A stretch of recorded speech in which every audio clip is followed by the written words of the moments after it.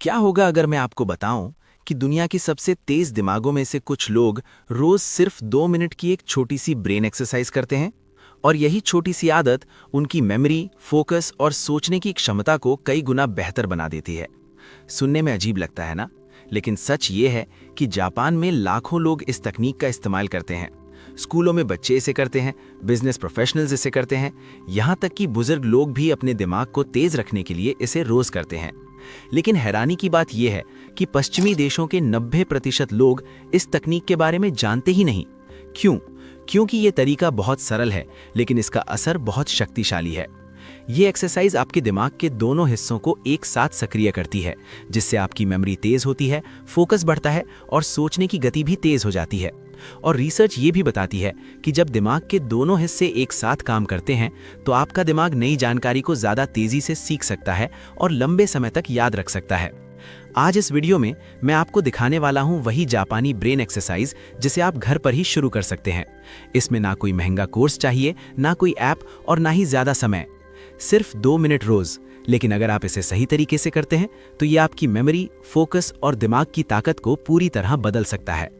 तो वीडियो को अंत तक जरूर देखें, क्योंकि आगे मैं आपको वो जापानी तकनीक दिखाने वाला हूं जो शायद आपके दिमाग को पहले से कहीं ज्यादा तेज बना सकती है। जापानी ब्रेन एक्सरसाइज के बारे में जानने से पहले हमें एक बहुत महत्वपूर्ण सवाल समझना होगा। आखिर हमारी मेमोरी कमजोर क्यों होने लगती है? क्यों कई लोग कहते हैं कि मुझे चीजें जल्दी भूलने लगी हैं या मुझे ध्यान लगाने में मुश्किल होती है?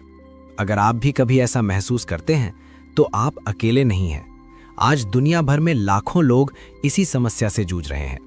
लेकिन अच्छी बात यह है कि इसका कारण कोई रहस्यमयी बीमारी नहीं है। असल कारण है हमारी आधुनिक जीवन शैली। दिमाग एक मसल की तरह काम करता है। सबसे पहले एक महत्वपूर्ण बात समझिए, हमारा दिमाग एक मसल की तरह काम करता है। जिस तरह शरीर की मांसपेशियां व्यायाम करने से मजबूत होती हैं, वैसे ही दिमाग भी मानसिक अभ्यास करने से मजबूत होता है। लेकिन अगर मसल्स का इस्तेमाल बंद कर दिया जाए तो क्या होता है? वे कमजोर हो जाती हैं। ठीक यही बात दिमाग के साथ भी होती है। अगर हम अपने दिमाग को नई चीजें सीखने और याद रखने की चुनौती नहीं देते तो उसकी क्षमता धीरे धीरे कम होने लगती है। आधुनिक दुनिया और कमजोर होती मेमोरी। आज की दुनिया में तकनीक ने हमारी जिंदगी बहुत आसान बना दी है, लेकिन इसके साथ एक समस्या भी आई है। हमने याद रखना लगभग बंद कर दिया है। जरा सोचिए, 20-25 साल पहले लोगों को याद रखना पड़ता था 10 से 15 फोन नंबर, रिश्तेदारों के घर के पते, शहर के रास्ते, जरूरी तारीखें, खरीदारी की सूची। लेकिन आज क्या होता है? फोन नंबर मोबाइल में सेव, रास्ता गूगल मैप्स, खरीदारी सूची नोट्स ऐप, तारीखें कैलेंडर। मतलब हमारा दिमाग पहले जितना याद रखने के लिए इस्तेमाल ही नहीं हो रहा।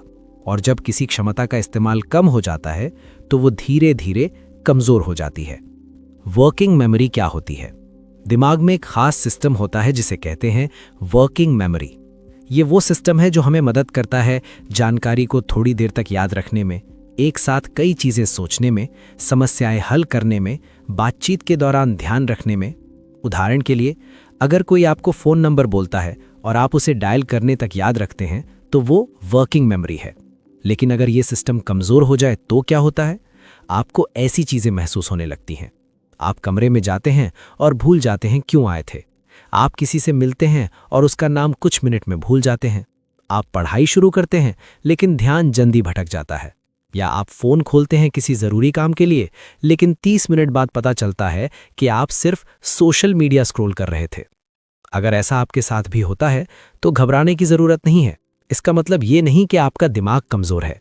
इसका मतलब ये है कि आपका दिमाग पर्याप्त मानसिक चुनौती नहीं पा रहा। दिमाग को चुनौतियां क्यों पसंद हैं? न्यूरोसाइंस के अनुसार इंसानी दिमाग को नई चुनौतियां बहुत पसंद हैं। जब भी आप कुछ नया सीखते हैं या कोई मुश्किल मानसिक काम करते हैं तो दिमाग में नए न्यूरल कनेक्शन बनने लगते हैं। इसे कहते हैं न्यूरोप्लास्टिसिटी। न्यूरोप्लास्टिसिटी का मतलब है दिमाग की वो क्षमता जिससे वो खुद को बदल सकता है। जितना ज्यादा आप दिमाग को चुनौती देंगे उतने ज्यादा नए कनेक्शन बनेंगे, और जितने ज्यादा कनेक्शन बनेंगे उतनी आपकी सोचने की क्षमता तेज होगी। क्यों कुछ लोगों की मेमोरी उम्र के साथ भी तेज रहती है? आपने शायद ऐसे लोगों को देखा होगा जो 60-70 साल की उम्र में भी तेज सोचते हैं, नाम याद रखते हैं, नई चीज़ें जल्दी सीख लेते हैं। ऐसा क्यों होता है? क्योंकि वे लोग अपने दिमाग को लगातार सक्रिय रखते हैं। वे करते रहते हैं पढ़ना, लिखना, पहेलियाँ, नई भाषा सीखना, रचनात्मक काम। इन गतिविधियों से दिमाग लगातार नए कनेक्शन बनाता रहता है। जापान की खास ब्रेन ट्रेनिंग। अब यहाँ एक बहुत दिलचस्प बात आती है। जापान में कई दशकों से वैज्ञानिक और शिक्षक एक सवाल पर काम कर रहे हैं, दिमाग को लंबे समय तक तेज कैसे रखा जाए। और इस रिसर्च में उन्होंने एक महत्वपूर्ण चीज़ खोजी। उन्होंने पाया कि कुछ सरल दैनिक अभ्यास दिमाग की क्षमता को काफ़ी बेहतर बना सकते हैं। ये अभ्यास इतने सरल हैं कि जापान के स्कूलों में बच्चे करते हैं, ऑफिस में काम करने वाले लोग करते हैं, बुजुर्ग लोग भी करते हैं। और इनका सबसे बड़ा फायदा ये है कि ये दिमाग के दोनों हिस्सों को एक साथ सक्रिय करते हैं। जब दिमाग के दोनों हिस्से साथ काम करते हैं तो मेमोरी, फोकस और सीखने की क्षमता काफ़ी तेज हो जाती है। और यही हमें ले जाता है एक बेहद दिलचस्प तकनीक की ओर, जिसे कई लोग कहते हैं जापानीज ब्रेन कोऑर्डिनेशन एक्सरसाइज। अगले हिस्से में हम समझेंगे कि ये तकनीक आखिर काम कैसे करती है और ये आपके दिमाग को इतना शक्तिशाली क्यों बना सकती है। अब जब आप समझ चुके हैं कि मेमोरी क्यों कमजोर होने लगती है, तो अब सवाल आता है, क्या दिमाग को फिर से तेज बनाया जा सकता है? और इसका जवाब है हाँ। और यही वो जगह है जहां जापानी वैज्ञानिकों की रिसर्च बेहद दिलचस्प हो जाती है। कई साल पहले जापान में कुछ न्यूरो साइंटिस्ट एक सवाल का जवाब ढूंढ रहे थे। क्यों कुछ लोग बहुत तेजी से सीखते हैं और कुछ लोगों को वही चीजें समझने में ज्यादा समय लगता है? जब उन्होंने इस पर रिसर्च की तो उन्हें एक बहुत ही दिलचस्प पैटर्न दिखाई दिया। उन्होंने पाया कि जिन लोगों की मेमोरी और सोचने की क्षमता सबसे तेज थी, उनके दिमाग में एक खास चीज बहुत मजबूत थी। वो चीज थी दिमाग के दोनों हिस्सों के बीच मजबूत कनेक्शन। दिमाग के दो हिस्से। हमारा दिमाग दो हिस्सों में बटा होता है, लेफ्ट हेमिस्फीयर और राइट हेमिस्फीयर। दोनों की अलग अलग भूमिकाएं होती हैं। लेफ्ट ब्रेन मुख्य रूप से जिम्मेदार होता है लॉजिकल सोच, गणित, भाषा, विश्लेषण, समस्या हल करना। जब आप गणित हल करते हैं, पढ़ते हैं या योजना बनाते हैं तो ये हिस्सा ज्यादा सक्रिय होता है। दूसरी तरफ है राइट ब्रेन। ये जिम्मेदार होता है रचनात्मकता, कल्पना, विजुअल पैटर्न पहचान, संगीत और कला, स्पेशल अवेयरनेस। जब आप ड्राइंग करते हैं, म्यूजिक सुनते हैं या किसी चेहरे को पहचानते हैं तो ये हिस्सा ज्यादा काम करता है। समस्या कहाँ आती है? अधिकतर लोग रोजमर्रा की जिंदगी में दिमाग के सिर्फ एक हिस्से का ज्यादा इस्तेमाल करते हैं। उदाहरण के लिए, अगर आपका काम ज्यादा लॉजिकल है तो आप लेफ्ट ब्रेन ज्यादा इस्तेमाल करते हैं। अगर आप क्रिएटिव काम करते हैं तो राइट ब्रेन ज्यादा सक्रिय होता है। लेकिन बहुत कम लोग ऐसे होते हैं जो दोनों हिस्सों को एक साथ सक्रिय करते हैं। और यहीं से फर्क शुरू होता है। दिमाग के बीच की हाईवे। दिमाग के दोनों हिस्सों के बीच एक खास कनेक्शन होता है। इसे कहा जाता है कॉर्पस कलोसम। ये एक तरह की नर्व फाइबर की मोटी पट्टी होती है जो दिमाग के दोनों हिस्सों को जोड़ती है। इसे आप ऐसे समझ सकते हैं जैसे दो बड़े शहरों के बीच एक हाईवे। अगर उस हाईवे पर ट्रैफिक ज्यादा चलता है तो सड़क मजबूत और तेज बन जाती है, लेकिन अगर उस हाईवे का इस्तेमाल कम हो तो वो धीरे धीरे कमजोर हो सकता है। ठीक ऐसा ही हमारे दिमाग में होता है। अगर दिमाग के दोनों हिस्से बार बार एक साथ काम करते हैं तो उनका कनेक्शन मजबूत हो जाता है। और जब ये कनेक्शन मजबूत होता है तो इंसान की क्षमता बढ़ जाती है। मजबूत कनेक्शन के फायदे। जिन लोगों के दिमाग के दोनों हिस्सों का कनेक्शन मजबूत होता है उनमें अक्सर ये चीजें देखी जाती हैं: तेज सोचने की क्षमता, बेहतर मेमोरी, ज्यादा फोकस, तेजी से सीखने की क्षमता, बेहतर समस्या समाधान। यही कारण है कि कई सफल लोग ऐसी गतिविधियां करते हैं जो दिमाग के दोनों हिस्सों को सक्रिय करती हैं, जैसे संगीत बजाना, ड्राइंग करना, नई भाषा सीखना, मानसिक खेल खेलना। जापानी वैज्ञानिकों की खोज। जापानी वैज्ञानिकों ने सोचा, अगर हम ऐसा अभ्यास बना दें जो दिमाग को दोनों हिस्सों को एक ही समय में काम करने पर मजबूर करे तो क्या होगा। और इसी विचार से उन्होंने कुछ सरल ब्रेन ट्रेनिंग एक्सरसाइज विकसित की। ये एक्सरसाइज खास तौर पर डिजाइन की गई थी ताकि दिमाग को एक साथ दो अलग अलग काम करने पड़े। शुरुआत में ये थोड़ा अजीब लगता है क्योंकि हमारा दिमाग एक समय में एक काम करने का आदी होता है, लेकिन जब आप उसे मजबूर करते हैं दो अलग अलग काम करने के लिए तो दिमाग नए कनेक्शन बनाना शुरू कर देता है। और यही प्रक्रिया कहलाती है न्यूरोप्लास्टिसिटी, मतलब दिमाग की वो क्षमता जिससे वो खुद को बदल और मजबूत कर सकता है। क्यों ये तकनीक इतनी शक्तिशाली है? जब आप ऐसा कोई अभ्यास करते हैं जिसमें दिमाग को एक साथ कई चीजें करनी पड़ती हैं, तो दिमाग के कई हिस्से एक साथ सक्रिय हो जाते हैं। इससे न्यूरल नेटवर्क मजबूत होते हैं, दिमाग की प्रोसेसिंग स्पीड बढ़ती है, मेमोरी बेहतर होती है। इसी कारण जापान के कई स्कूलों में बच्चों को छोटे छोटे ब्रेन कोऑर्डिनेशन एक्सरसाइज सिखाए जाते हैं, क्योंकि जब बचपन से ही दिमाग को इस तरह की ट्रेनिंग मिलती है तो सीखने की क्षमता कई गुना बढ़ जाती है। अच्छी खबर क्या है? अच्छी बात यह है कि इस तकनीक को करने के लिए आपको महंगे कोर्स की जरूरत नहीं, कोई ऐप डाउनलोड करने की जरूरत नहीं या घंटों अभ्यास करने की जरूरत नहीं। बस कुछ मिनट और एक बहुत ही सरल एक्सरसाइज। अगले हिस्से में मैं आपको दिखाने वाला हूं वही जापानी ब्रेन एक्सरसाइज जिसे आप अभी इसी समय शुरू कर सकते हैं। और ये एक्सरसाइज सिर्फ 2 मिनट में आपके दिमाग को चुनौती दे सकती है। हो सकता है जब आप इसे पहली बार करें तो आपका दिमाग थोड़ा उलझ जाए, लेकिन यही संकेत होगा कि आपका दिमाग वास्तव में मजबूत बन रहा है। 2 मिनट की जापानी मेमोरी एक्सरसाइज। अब तक हमने समझा कि दिमाग कैसे काम करता है और क्यों जापानी वैज्ञानिकों ने ऐसी तकनीकें विकसित की जो दिमाग के दोनों हिस्सों को एक साथ सक्रिय करती हैं। अब समय है उस असली जापानी ब्रेन एक्सरसाइज को सीखने का। पहली नजर में ये एक्सरसाइज बहुत आसान लग सकती है, लेकिन जब आप इसे करेंगे तो आपको तुरंत महसूस होगा कि आपका दिमाग इसका आदी नहीं है। और यही कारण है कि ये एक्सरसाइज इतनी प्रभावी है, क्योंकि जब दिमाग को कुछ नया और मुश्किल करने के लिए मजबूर किया जाता है, तभी वो नए न्यूरल कनेक्शन बनाता है। सबसे पहले एक छोटा सा प्रयोग करें। वीडियो देख रहे हैं तो अभी एक छोटा सा प्रयोग करें। अपने दोनों हाथों को सामने रखें। अब अपने दाएं हाथ से हवा में 1, 2, 3, 4, 5 लिखने की कोशिश करें और उसी समय अपने बाएं हाथ से एक गोल घेरा बनाएं। अगर आपने ये कोशिश की है तो शायद आपको थोड़ा अजीब लगा होगा, क्योंकि हमारा दिमाग एक समय में एक ही तरह की गतिविधि करने का आदी होता है। जब आप उसे 2 अलग अलग काम करने को कहते हैं तो दिमाग को ज्यादा मेहनत करनी पड़ती है और यही मेहनत दिमाग को मजबूत बनाती है। अब असली एक्सरसाइज सीखते हैं। इस अभ्यास के लिए आपको चाहिए एक कागज, एक पेन या पेंसिल, बस इतना ही। अब कागज को अपने सामने रखें। अगर आप राइट हैंडेड हैं तो पेन अपने दाएं हाथ में पकड़ें। अगर आप लेफ्ट हैंडेड हैं तो आप निर्देश उल्टा भी कर सकते हैं। अब अपने दोनों हाथ कागज पर रखें, क्योंकि ये एक्सरसाइज दोनों हाथों से एक साथ की जाएगी। स्टेप 1, दिमाग को चुनौती देना। अपने दाएं हाथ से नंबर लिखना शुरू करें। 1, 2, 3, 4, 5, 6, 7। अब उसी समय अपने बाएं हाथ से आकृतियां बनाएं। गोल, त्रिकोण, चौकोर, स्टार। ध्यान रखें, दायां हाथ नंबर, बायां हाथ आकृतियां और दोनों हाथ एक साथ चलने चाहिए। शुरुआत में क्या होगा? जब आप इसे पहली बार करेंगे तो आपको लगेगा कि आपका दिमाग थोड़ा उलझ गया है। आप देखेंगे कि कभी एक हाथ रुक जाता है, कभी दूसरा हाथ गलत आकृति बना देता है या दोनों हाथ धीमे हो जाते हैं। ये बिल्कुल सामान्य है। असल में यही वो पल है जब आपका दिमाग नए न्यूरल कनेक्शन बना रहा होता है। न्यूरोसाइंस के अनुसार जब हम दिमाग को नई चुनौती देते हैं तो न्यूरॉन्स के बीच नए रास्ते बनने लगते हैं और जितनी बार आप अभ्यास करते हैं ये रास्ते उतने मजबूत होते जाते हैं। 60 सेकंड बाद क्या होता है? अगर आप इस अभ्यास को लगभग 60 से 90 सेकंड तक जारी रखते हैं तो आप एक दिलचस्प बदलाव महसूस कर सकते हैं। शुरुआत की तुलना में आपके हाथ थोड़ा बेहतर समन्वय करने लगते हैं। ये इसलिए होता है क्योंकि दिमाग दोनों हिस्सों के बीच कनेक्शन मजबूत करने लगता है, यानी आपका कॉर्पस कोलोसम ज्यादा सक्रिय हो जाता है। और यही वो प्रक्रिया है जो धीरे धीरे आपकी मेमोरी और फोकस को बेहतर बनाती है। इसे और कठिन कैसे बनाएं?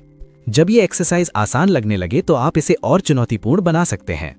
उदाहरण के लिए दाएं हाथ से सिर्फ सम संख्या लिखें, 2, 4, 6, 8, 10 और बाएं हाथ से अलग अलग आकृतियां बनाते रहें। या फिर एक और कठिन तरीका आजमाएं। दाएं हाथ से लिखें A, B, C, D, E और बाएं हाथ से आकृतियां बनाएं। इससे आपका दिमाग भाषा और विजुअल प्रोसेसिंग दोनों को एक साथ संभालता है और यही अभ्यास दिमाग के लिए बेहद शक्तिशाली ट्रेनिंग बन जाता है। सिर्फ 2 मिनट का नियम। इस एक्सरसाइज की सबसे अच्छी बात यह है कि इसे करने में ज्यादा समय नहीं लगता, सिर्फ 2 मिनट रोज। लेकिन अगर आप इसे लगातार करते हैं तो धीरे धीरे आपको छोटे छोटे बदलाव महसूस होने लगेंगे, जैसे नाम जल्दी याद रहना, पढ़ाई में ज्यादा ध्यान लगना, बातचीत के दौरान तेज सोचना, नई चीजें जल्दी समझ आना। और समय के साथ ये छोटे बदलाव बड़े परिणाम बन सकते हैं। जापान में इसका इस्तेमाल क्यों होता है? जापान में इस तरह के ब्रेन कोऑर्डिनेशन अभ्यास कई स्कूलों और ट्रेनिंग प्रोग्राम्स में इस्तेमाल किए जाते हैं, क्योंकि वैज्ञानिकों का मानना है कि अगर दिमाग को रोज थोड़ी मानसिक चुनौती दी जाए तो वो लंबे समय तक लचीला, सक्रिय और तेज बना रहता है। और यही कारण है कि जापान में कई लोग उम्र बढ़ने के बाद भी मानसिक रूप से काफी सक्रिय रहते हैं। अगला दिलचस्प रहस्य, लेकिन ये जापानी मेमोरी ट्रेनिंग का सिर्फ एक हिस्सा है। जापान में एक और आदत बहुत पॉपुलर है जो मेमोरी को और ज्यादा मजबूत बनाती है। और मजेदार बात यह है कि यह आदत बहुत सरल है, लेकिन आधुनिक दुनिया में ज्यादातर लोग इसे करना बंद कर चुके हैं। अगले भाग में हम जानेंगे उस जापानी आदत के बारे में जो आपके दिमाग को नई जानकारी लंबे समय तक याद रखने में मदद कर सकती है। जापानी ककेबो मेमोरी रूल।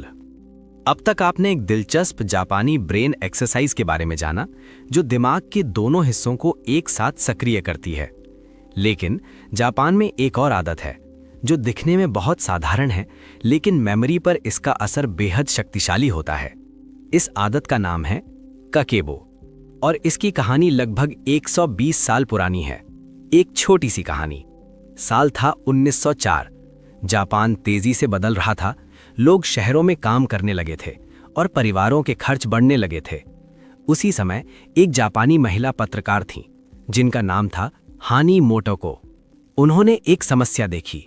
कई परिवार मेहनत करते थे, लेकिन फिर भी महीने के अंत तक उन्हें समझ नहीं आता था कि उनका पैसा कहाँ चला गया। तो उन्होंने एक बहुत सरल तरीका सुझाया। उन्होंने कहा, हर दिन अपने खर्च को एक नोटबुक में हाथ से लिखो, बस। कोई कैलकुलेटर नहीं, कोई मशीन नहीं, सिर्फ कागज और पेन। इस तरीके को उन्होंने नाम दिया ककेबो, जिसका मतलब होता है हाउस होल्ड फाइनेंशियल जर्नल। लेकिन यहां एक दिलचस्प चीज हुई। समय के साथ लोगों ने महसूस किया कि ककेबो सिर्फ पैसे संभालने का तरीका नहीं था। जो लोग रोज लिखते थे वे एक और चीज नोटिस करने लगे। उनकी मेमोरी पहले से बेहतर होने लगी। वे चीजें ज्यादा अच्छी तरह याद रखने लगे। उनका ध्यान भी ज्यादा मजबूत हो गया। और ये सिर्फ एक संयोग नहीं था। बाद में वैज्ञानिकों ने इस पर रिसर्च की और उन्होंने पाया कि हाथ से लिखना दिमाग के लिए बहुत शक्तिशाली अभ्यास है। हाथ से लिखना इतना शक्तिशाली क्यों है? जब आप फोन या लैपटॉप पर टाइप करते हैं तो दिमाग बहुत कम मेहनत करता है, लेकिन जब आप हाथ से लिखते हैं तो दिमाग के कई हिस्से एक साथ सक्रिय हो जाते हैं। 3 मुख्य सिस्टम काम करने लगते हैं। पहला, मोटर मेमोरी। जब आपका हाथ लिखता है तो दिमाग उस मूवमेंट को रिकॉर्ड करता है। विजुअल मेमोरी, आपका दिमाग उस शब्द का आकार और रूप याद रखता है। और कॉग्निटिव प्रोसेसिंग, जब आप लिखते हैं तो आपको उस जानकारी के बारे में सोचना पड़ता है। और यही प्रक्रिया बनाती है डीप एनकोडिंग। डीप एनकोडिंग का मतलब है जानकारी का दिमाग में गहराई से स्टोर होना। एक छोटा सा प्रयोग सोचिए। मान लीजिए आप 2 तरीकों से कुछ सीखते हैं। पहला तरीका, आप सिर्फ एक पैराग्राफ पढ़ते हैं। दूसरा तरीका, आप वही जानकारी पढ़ते हैं और फिर उसे अपने शब्दों में लिखते हैं। इन दोनों में से कौन सा तरीका ज्यादा याद रहेगा? जवाब है लिखना, क्योंकि लिखते समय आपका दिमाग जानकारी को सिर्फ देख नहीं रहा होता, बल्कि उसे समझ भी रहा होता है। जापान में छात्र क्या करते हैं? जापान में कई छात्र आज भी एक पुरानी लेकिन प्रभावी आदत अपनाते हैं। वे सिर्फ पढ़ते नहीं, वे लिखते भी हैं। वे महत्वपूर्ण जानकारी को बार बार अपने हाथ से लिखते हैं। इससे दिमाग में नए न्यूरल कनेक्शन बनते हैं और यही कारण है कि जानकारी लंबे समय तक याद रहती है। एक छोटी लेकिन शक्तिशाली आदत। अब मैं आपको एक बहुत सरल आदत बताने वाला हूं जो आप आज से शुरू कर सकते हैं। हर रात सोने से पहले एक नोटबुक लें और उसमें लिखें, आज मैंने क्या सीखा। बस 5 चीजें। वे छोटी हो सकती हैं, जैसे कोई नया विचार, किसी किताब से सीखी बात, किसी बातचीत से मिला सबक, इंटरनेट पर पढ़ी कोई रोचक जानकारी या जीवन के बारे में कोई छोटी समझ। अब नोटबुक बंद करें और कोशिश करें कि उन 5 चीजों को बिना देखे याद करें। ये छोटी सी आदत आपके दिमाग को 2 तरह से ट्रेन करती है। पहला, जानकारी को स्टोर करना। दूसरा, जानकारी को याद करना।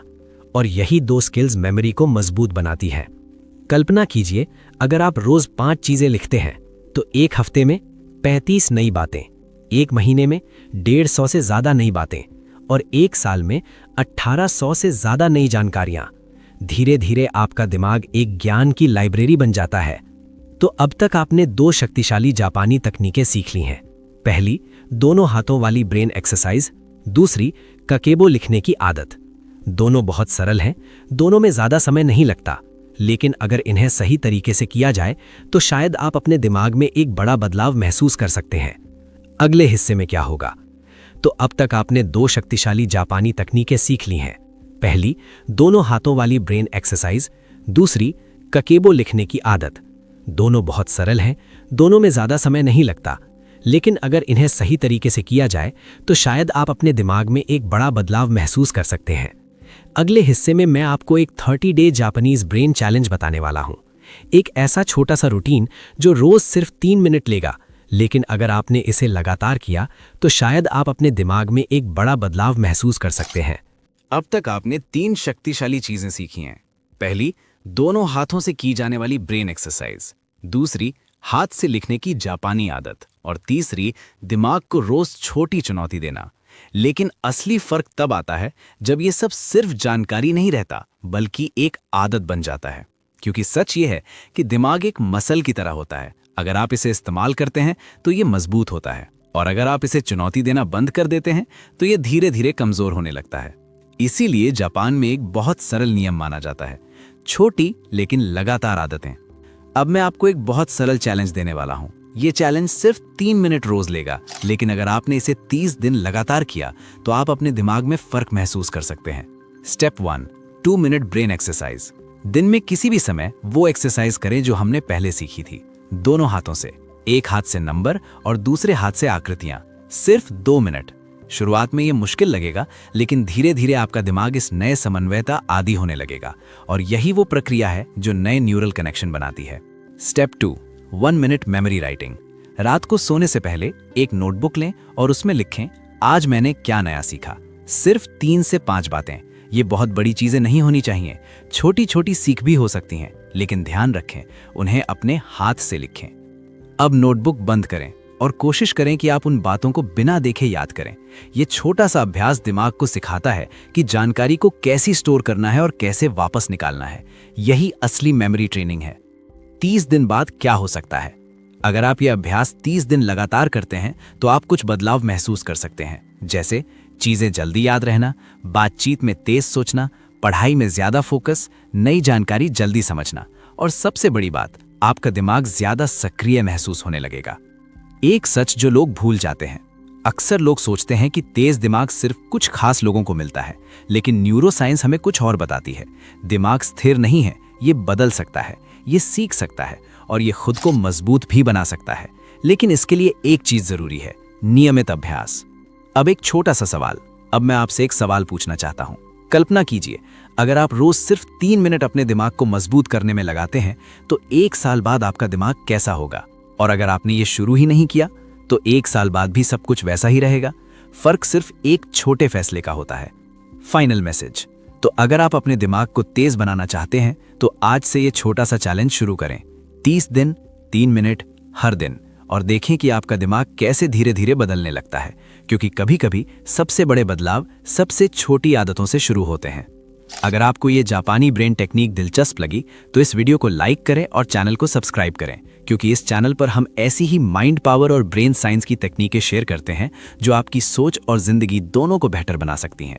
और कमेंट में जरूर लिखें 30 डे ब्रेन चैलेंज स्टार्टेड, ताकि आप खुद को इस नए सफर के लिए कमिट कर सकें।